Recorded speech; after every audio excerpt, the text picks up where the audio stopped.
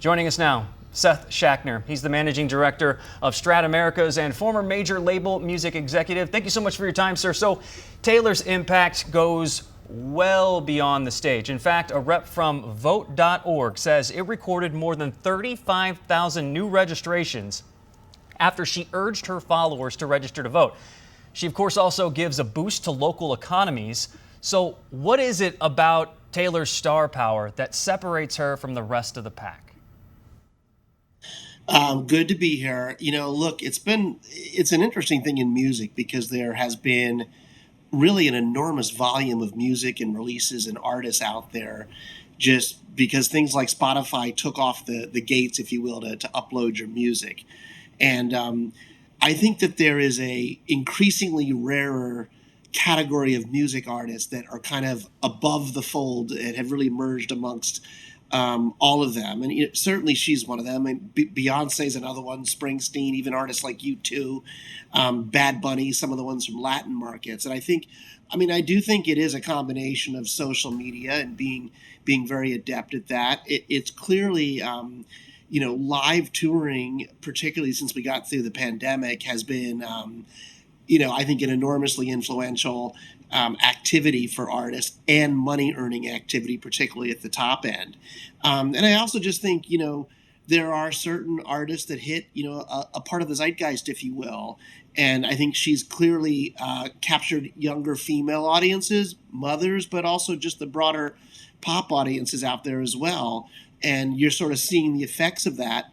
There's a global appetite for her and for music, and whether it's streaming or all sorts of other social channels, it's enabling it all. And I think that's why she's kind of exploded amongst everything else. I would say this is an enormously hardworking artist, super savvy, someone who's probably learned from lots of other artists in the past and has had her own experiences. So, it's all A-grade stuff in terms of the strategy and how she's done it, basically.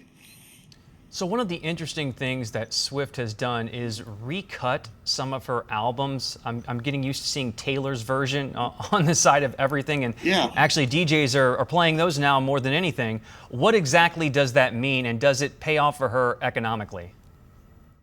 Yeah, it does. It's extremely rare, to be honest with you, to see these retakes, if you will, mean anything.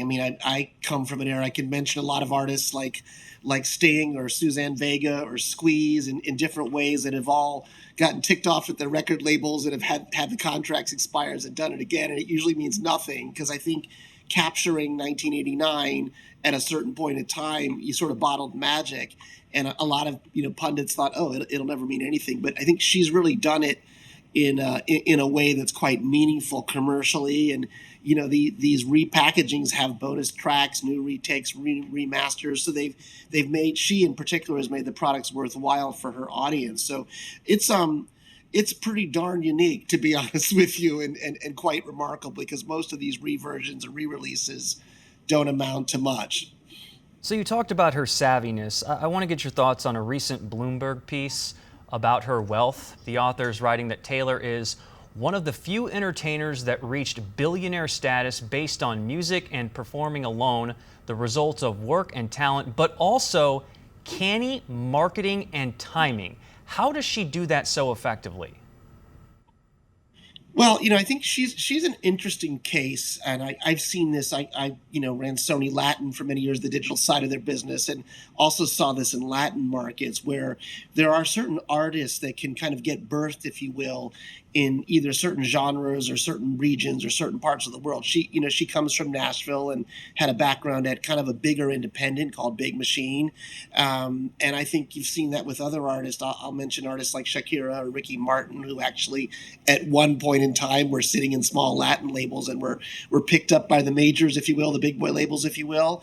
And I think there's a learning experience that goes along with that, particularly in her case. Her father, her management team have been really, really close to her, and they, they're not dealing from like an arm's length perspective. They're really on top of their business and really closely. And where she had tough spots with Scooter Braun, with some of the recordings leaving her control, she really countered it.